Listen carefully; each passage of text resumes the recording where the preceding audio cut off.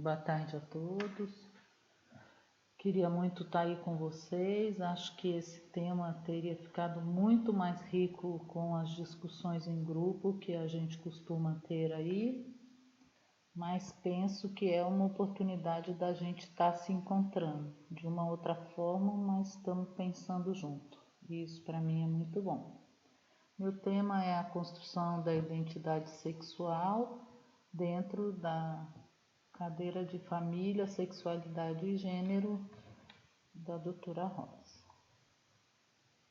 Então, eu me apoiei inicialmente numa forma da gente ser ético proposta por Gergen, que é um construcionista social, quando ele sugere que a gente deve se conectar ao significado que a gente dá para as nossas relações, para enfrentarmos uma diversidade de formas de bem e de mal que se apresentem, independente do tipo de relação que estamos participando. A ética aparecerá se não marginalizarmos ou desprezarmos qualquer tipo de tradição que se apresente, privilegiando pontes de conexão relacional. Então, quando a gente lida com sexualidade, eu sei que para as pessoas mais jovens talvez seja mais fácil falar nisso tudo, né? Mas a gente da velha guarda tem mais bloqueios, mais tabus, né? Era uma outra época. Então, mas de uma maneira geral, pensar na sexualidade é pensar numa certa intimidade nossa, né? E essa questão ética é muito importante de ser considerada, principalmente por terapeutas, né? Mas o que eu gosto do constitucionismo é que ele coloca que você deve ter a mesma ética nas suas relações profissionais e pessoais também, né? Começar por dentro da sua casa, essa coisa de se relacionar bem, de ter curiosidade pela relação, de dar significado para as relações, né? Muito interessante. Então, eu me apoiei em 3 pontes de tradições teóricas. Uma que é a que deu origem aos trabalhos de sexualidade, que é a psicanálise. A segunda, a sociologia, com Stuart Hall. E a terceira, nós vamos dar voz às feministas, principalmente numa entrevista entre a Judith Butler e a Gayle Rubin. As duas são os 2 grandes nomes do feminismo, do movimento feminista, publicaram, eu tenho muitas publicações da Judith Butler, e a Gayle é um pouco mais antiga, eu não tenho muito contato, mas são 2 grandes nomes do movimento feminista. Então nós começamos dando a palavra a 2 homens e no final damos a palavra à mulher, né? E o que eu acho mais interessante de ter feito esse trabalho na hora que eu estava lendo, né? Como a gente percebe a falta de, vamos dizer, apesar do Freud ter sido um homem sensível vamos dizer, às questões femininas, à fala feminina, como ele estava tão dentro do machismo da época, que ele não pôde ver a influência que a sociedade daquela época, que aquelas repressões sexuais, aonde estavam criadas, o pano de fundo para o adoecimento daquelas mulheres, né? Então, começando com a tradição psicanalista, os estudos freudianos fundamentaram e ampliaram a compreensão do que entendemos por sexualidade humana, partindo de necessidades apresentadas por uma sociedade europeia altamente repressiva quanto à prática sexual feminina, contexto que leva a uma verdadeira epidemia de sintomas histéricos, levando um número alto de mulheres à internação hospitalar pela ausência de tratamentos eficazes no final do século XIX. Se por um lado Freud é um dos poucos cientistas da época que dá com afinco que ele tenta minorar o sofrimento dessas mulheres, seus escritos colaboram com o pensamento machista reinante, deixando bem marcado a falta de valorização, a falta de valorização dos elementos sociais que contribuíram fortemente para o adoecimento das mesmas. Então, estava na cara do Freud que era um fenômeno social, aquele fenômeno histérico que estava ali na frente dele. Mas ele foi para a subjetividade, para dentro daquelas mulheres, né, para procurar as causas.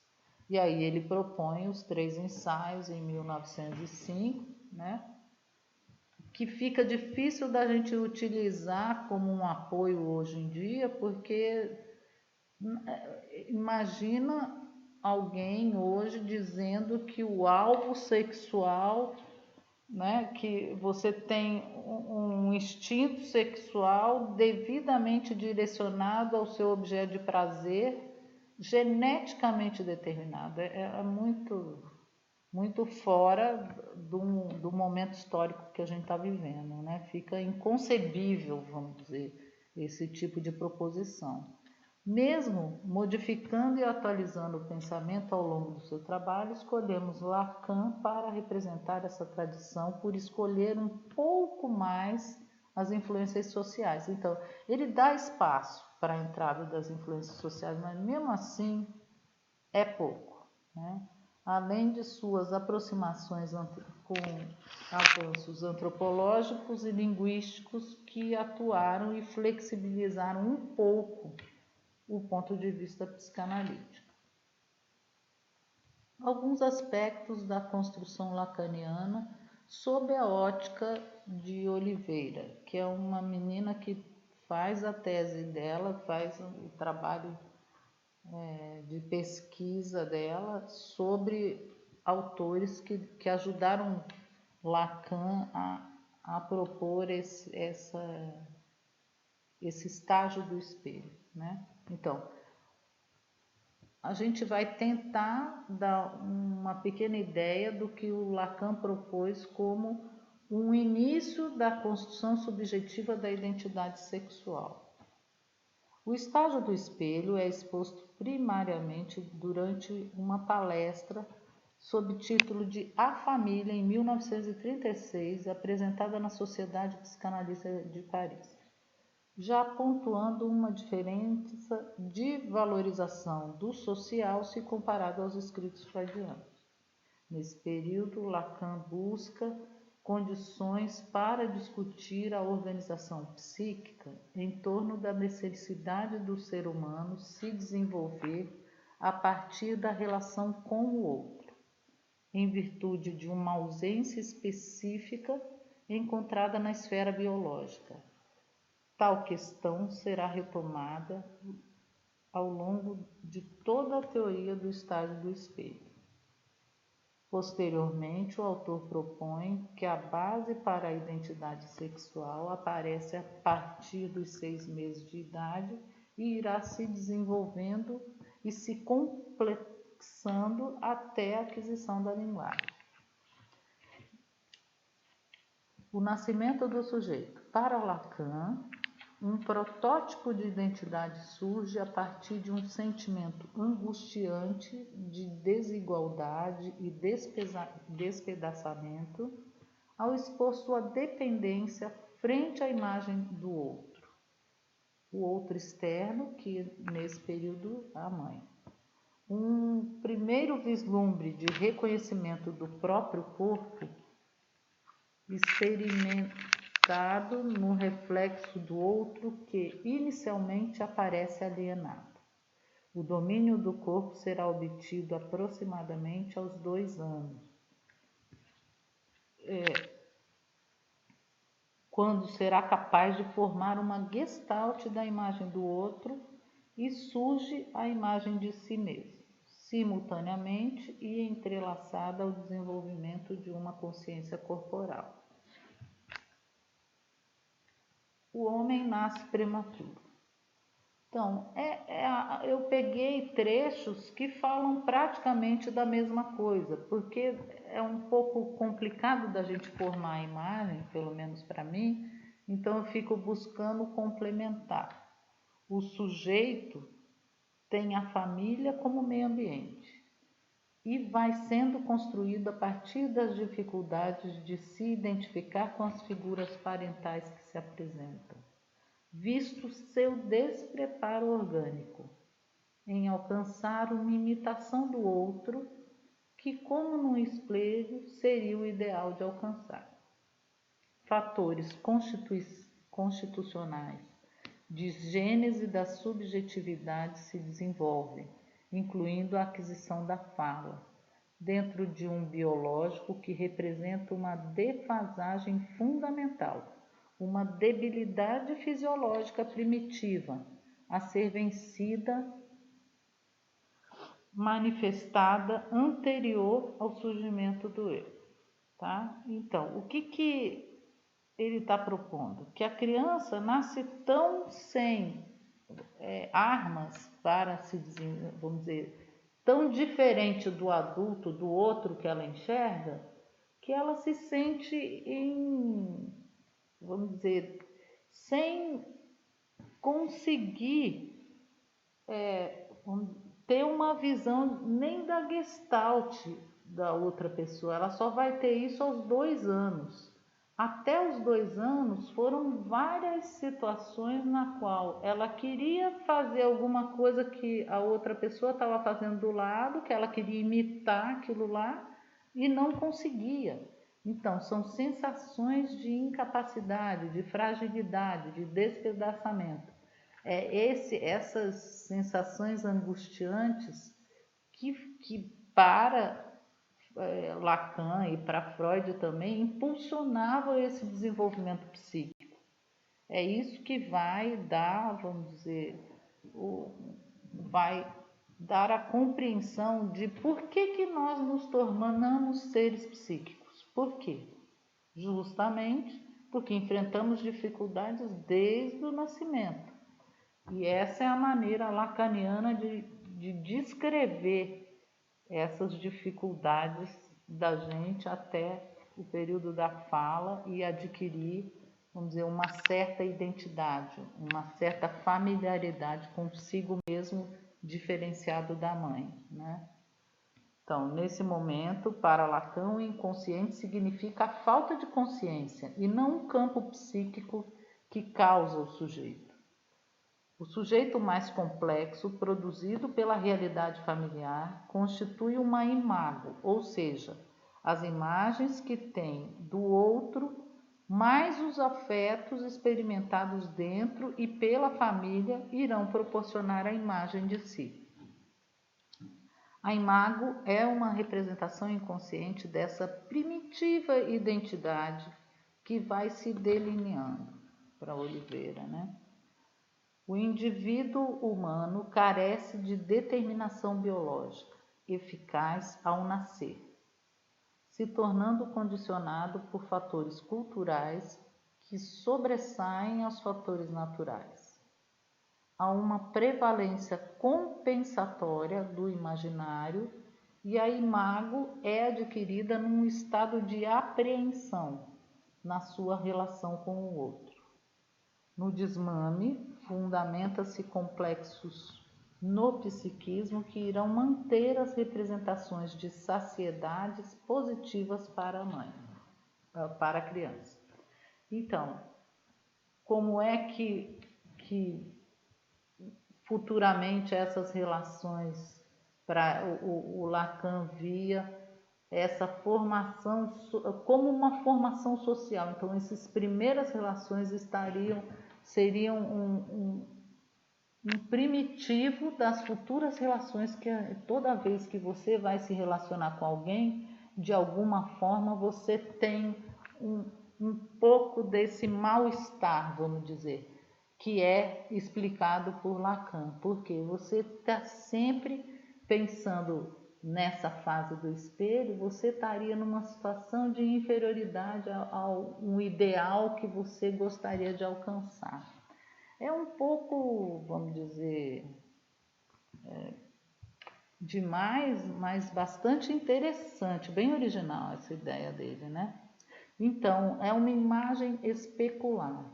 Estágio do espelho equivale a um modelo primitivo das futuras relações com o outro e consigo mesmo. Da imagem especular do outro, a partir de identificações e frustrações, a criança vai se constituindo. A construção do eu, do outro e da realidade num único processo. Entrada do pai, castração, retorna a um estado de desagregação. Não sabe direito o que é dela e o que é do outro. A presença do rival causa sentimentos de raiva. Vê no outro a imagem ideal de si mesmo. Fenômenos paranoicos, ele acha que nessa fase a criança apresenta alucinações, delírios, e é nessa fervura toda que surge a identidade sexual para Lacan, né? Os primeiros primórdios dessa identidade sexual. Porque é através dessa identificação, né? E desse espelho que ela vai se vendo, essas diferenças sexuais vão sendo vistas pela criança e ela vai constituindo a identidade dela. Sempre conflito entre os desejos inconscientes e as demandas sociais, explicando ações irracionais contra nossos interesses. Apaixonamento. Sentimentos ambivalentes, raiva de pessoas que oprimem nossos desejos, constante estado de conflito e fluxo, que pode ser vivido como dividido e fragmentado, em vez de um todo unificado. O enfoque na linguagem como centro de significação, privilegiando o significante, como elemento que determina o curso do desenvolvimento do sujeito em direção ao desejo. Então, se a gente compreende um pouquinho essa ideia que ele dá, dessa confusão na qual surge essa identidade sexual nossa, e como é que nós nos relacionamos, nos apaixonando, sempre voltam esse fluxo de conflito. Então, para Lacan, todas as relações têm esse fluxo conflitante que ele chama, que são os interesses dos impulsos mais as regras sociais externas, que isso está em Freud também. Só que ele acredita mais nessa condição externa, influenciando essa formação do que Freud propunha.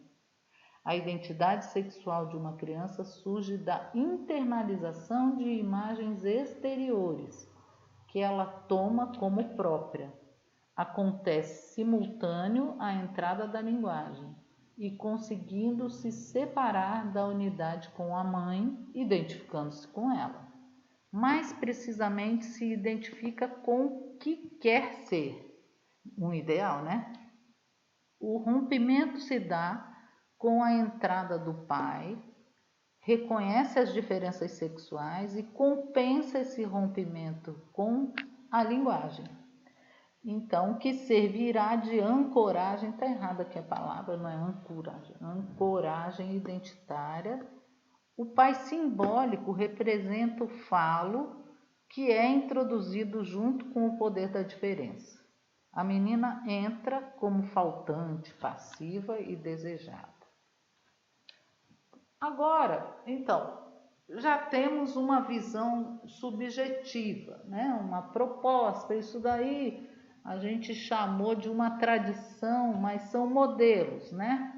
Eu tinha um professor que ele chamava de bonecos. São bonecos teóricos, são construções para que a gente possa compreender. Então, por que é que a gente ainda usa essa tradição psicanalítica, vamos dizer?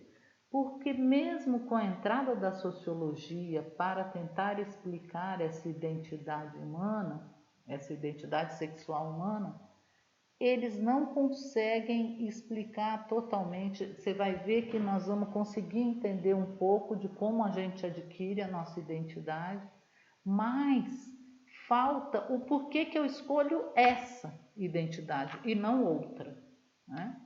Então é por isso que os sociólogos têm interesse nesses estudos subjetivos da aquisição da identidade sexual, porque esses estudos deles ficam faltando essa escolha pessoal por aquela identidade e não outra. Então, os sistemas sociais e simbólicos produzem as estruturas classificatórias que fornecem sentido a uma certa ordem social, demarcando diferenças entre nós e eles, o fora e o dentro, o sagrado e o profano, entre o feminino e o masculino. Mas não podemos explicar sozinhos o grau de investimento que os indivíduos empregam nas identidades que assumem, suas posições identitárias. A identidade é parte de uma cadeia extensa do que não sou. Aquilo que sou é sentido como um fato autônomo, autocontido, enquanto o outro passa a ser uma referência de nossa perspectiva, a diferença. O outro é a diferença. A identidade depende da diferença. É o ponto original relativamente ao qual definimos a diferença. Então, e tomamos aquilo que somos como norma para descrevermos e avaliarmos quem não somos. Identidade e diferença não são elementos da natureza, precisam ser construídos ativamente, como produtos do mundo social e cultural. Temos a tendência a tornar fatos da vida atos criados na linguagem. A forma afirmativa como expressamos nossa identidade tende a esconder as referências que partem dela e se esgota em si mesma. A linguagem vacila, vaza. Para os pós-estruturalistas, a linguagem não passa de um sistema de diferenças que a contextualiza e lhe dá sentido. O signo não é uma presença, não é a presença, é a coisa ou o conceito. Não está presente. Por exemplo, uma caneta, quando eu falo uma caneta, a caneta não precisa estar ali. O signo é aquele símbolo, né, que remete, ele vai remeter, ele representa, né? É uma promessa, um traço de presença nunca realizada, nunca se concretiza. O signo é o que é, porque não é o outro. Então, quando eu penso numa caneta, ela é uma caneta, mas porque não é um caderno. Não porque ela é uma caneta, ela não é intrinsecamente uma caneta. Ela é uma caneta porque ela não é um caderno, né? Então, é na diferença que o signo se estabelece também. O que define um processo de significação fundamentalmente indeterminado, incerto e vacilante, tá? Então, vou ler novamente. O signo é o que é porque não é o outro. Como um fantasma é marcado pela diferença de outros signos, o que define um processo de significação fundamentalmente indeterminado, incerto e vacilante.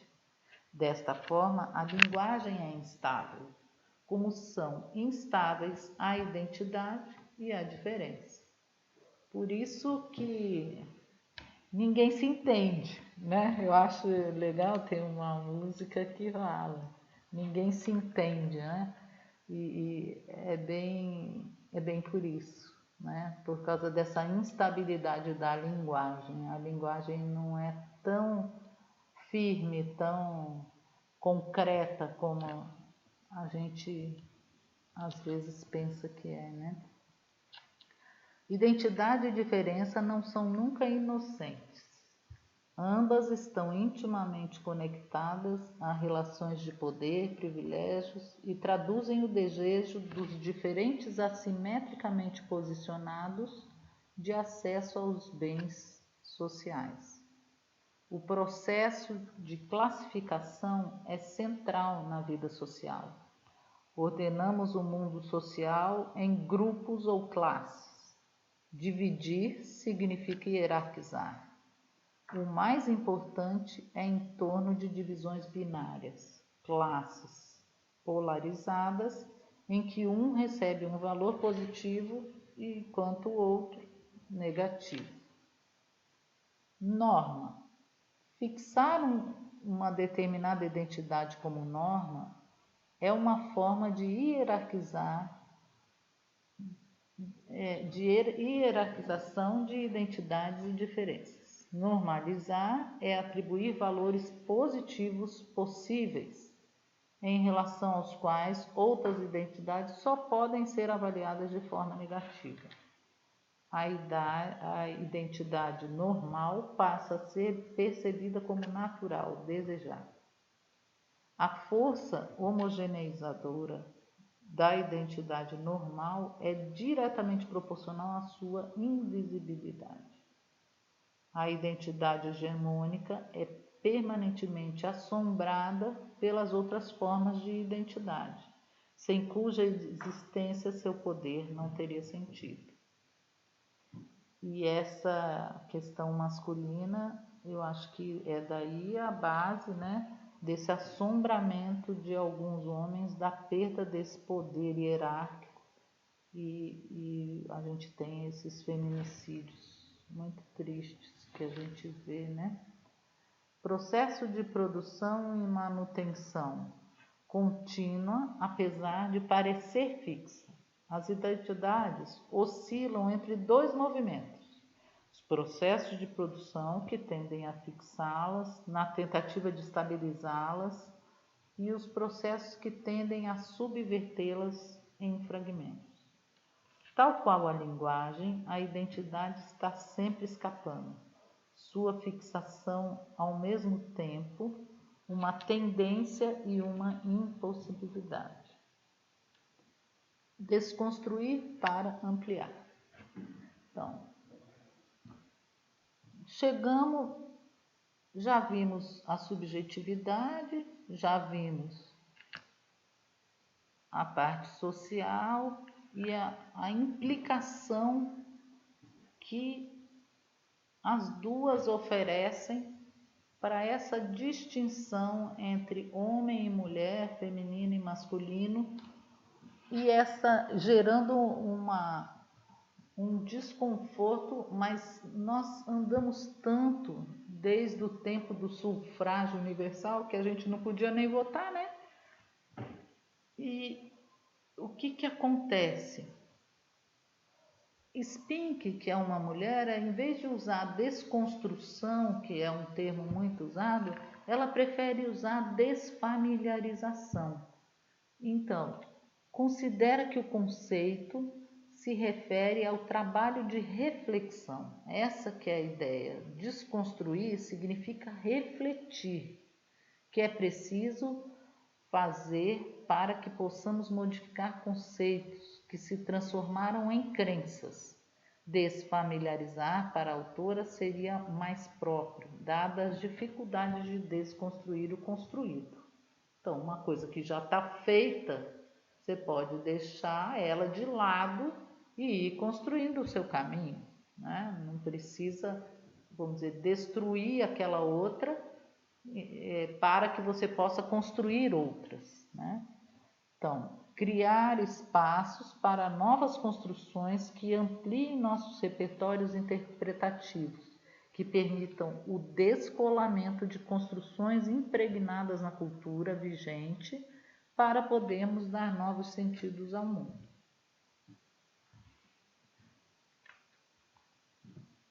Qual que é o risco dessa vamos dizer, perda de familiarização, de tradição, né? Essas mudanças que a gente está vivendo, né? Que o mundo, globalização, todas essas questões sociais, quarentena, né? Então, o que acontece? Qual é o risco, de fato, dessa forma que o social está construindo a gente, vamos dizer? Essas construções na parte científica têm uma implicação também. Então, o que acontece? Os conceitos que eram muito rígidos, muito certinhos, acabam perdendo uma certa fixação e se tornam fluidos, porque são linguagem, os conceitos são linguagem. Então, qual o conceito de identidade sexual que eu utilizei, por exemplo? Existem várias formas de interpretar identidade sexual. O que eu estou querendo dizer quando eu uso este termo? Eu tenho que dizer, porque se eu não disser, o outro não vai compreender. Antigamente as linguagens eram mais comuns, eram mais monótonas, vamos dizer, os significados eram mais firmes, mais rígidos. Mas com esse avanço do social em cima da linguagem e essas mudanças que as feministas muito bem, né? Adoro todas elas, e é por isso que nós estamos aqui podendo falar alguma coisa, mas isso tudo teve um preço. Qual é o preço disso? Que os conceitos também são fluidos. E isso eu queria mostrar para vocês que essa diferença entre gênero e sexo, ela na verdade não é tão rígida assim. Qual a diferença de uso que se faz no momento? No começo achei que era a falta de conhecimento atualizado de minha parte, mas encontrei uma entrevista entre as maiores estudiosas do movimento feminista e as duas não estavam conseguindo se entender quanto ao termo identidade sexual. As duas, não vou ficar lendo a entrevista, mas estão aqui apresentadas, né? Mas as duas, eu vou ler só o comecinho para vocês verem como que uma não entende o que a outra está falando, né? Então a gente tem que tomar cuidado com essa questão do que a gente fala, porque as interpretações são múltiplas e a gente às vezes pode não estar se fazendo entender, né? Então, os conceitos na pós-modernidade são muito provisórios e podem mudar em muitas direções. Tentaremos mostrar a variabilidade do uso do termo de identidade sexual na literatura. Dificuldade de comunicação e compreensão do que estamos falando. Identidade sexual. As diferenças conceituais entre gênero e sexo aparecem como uma necessidade de distinção e demarcação das diferenças nos estudos apresentados pelas feministas. Então, gênero é utilizado de uma forma geral para compreender as relações sociais, particularmente as relações de poder entre as mulheres, os homens e entre mulheres e homens. É uma construção imaginária e simbólica. O termo sexo se refere a características genotípicas e fenotípicas apresentadas pelos corpos humanos. Então, a tendência é se usar o termo sexo para questões biológicas. Muito bem, parece que está bem demarcado. Sexo é um termo da biologia ligado a características humanas primárias e secundárias ligadas à sexualidade. Gênero se refere a construções socioculturais que diferenciam o feminino do masculino. A precisão dessas distinções não são muito rígidas. Essa entrevista, né, é a que eu falei para vocês. Eu vou ler um ou dois slides só e vou passar para a gente finalizar a aula, porque o arquivo vai ficar muito pesado. E eu ainda tenho que mandar para vocês essa aula e eu ainda preciso fazer isso agora para chegar no horário, certo? Então, a entrevista é de dois expoentes do feminismo, do movimento feminista, né? A Gabe Rubin e a Judith Butler. Então, vamos ver como que fica essa questão da fluidez dos conceitos, olhando uma, conversando com a outra, né? Então, a Rubin fala: eu estava tentando abordar questões de diferença e variedade sexual. Uso o termo referindo-me às diferentes práticas sexuais. A que parece, você usa referindo-se a gênero. Elas estão falando de identidade sexual, tá? Você quer dizer que uso o termo diferença sexual no mesmo sentido que você usa gênero? Bem, não estou bem certa disso. Diga-me em que sentido você usa o termo diferença sexual, porque para mim não está bem claro. As duas não se entendem em relação ao conceito de diferença sexual que elas estão usando. Acho que a maioria das pessoas aí fica. Esse é o senso comum. Isso é Judith que está falando, né?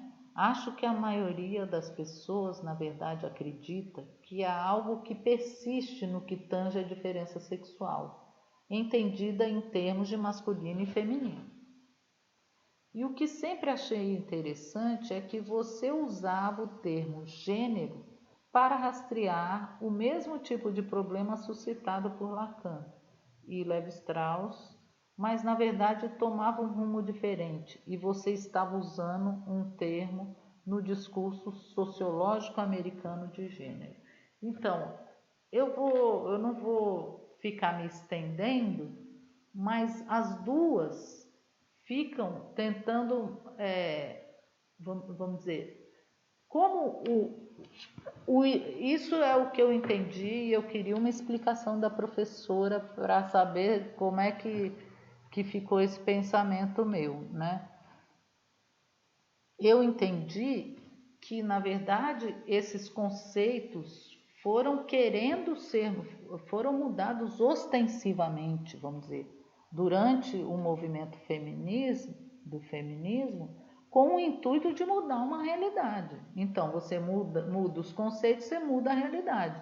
E, de fato, mudou-se muitas realidades, mas em compensação é mais difícil a gente se entender, né? Eu vou ler só esse último aqui, porque ele dá uma demonstração do movimento feminista que eu achei bem interessante. No final da década de 70, quase todas as variações sexuais eram apresentadas em algum lugar da literatura feminina em termos negativos. Então, eram preconceitos que as próprias feministas tinham. Transsexualismo, homossexualismo, masculino, promiscuidade, sexo público, travestismo, tudo era condenado pela retórica feminista. E se atribuía a cada um deles uma certa responsabilidade na criação e manutenção da subordinação feminina. De certa forma, esses pobres desvios sexuais se transformavam de repente na mais absoluta expressão da dominação patriarcal. Então, eu achava desconcertante. Por um lado, essa tese tomava práticas sexuais e populações relativamente menores e sem grande força e as elegiam como o inimigo mais importante da liberdade, do bem-estar das mulheres. Ao mesmo tempo, ela tirava a responsabilidade das instituições mais poderosas, expressão da supremacia masculina, e do espaço tradicional da agitação feminina, a família, a religião, a discriminação do trabalho e a dependência econômica, a produção forçada, a educação tendenciosa, a falta de direitos e status civil, etc. Muito legal. Essa entrevista eu queria sugerir para os colegas que lessem na íntegra, é muito fácil de achar no Google, você coloca isso que eu pus ali, os termos, as autoras, e encontra fácil no Google acadêmico, né? Retirei do texto apenas o que ilustrava, e é por isso que eu sugiro que vocês leiam essa entrevista inteira. Sinto não poder estar aí com vocês nesse momento, especialmente com a professora Rosa e a Terezinha, mas esperando vê-las em breve. Um abraço a todos, fique bem. Carol, como que eu desligo?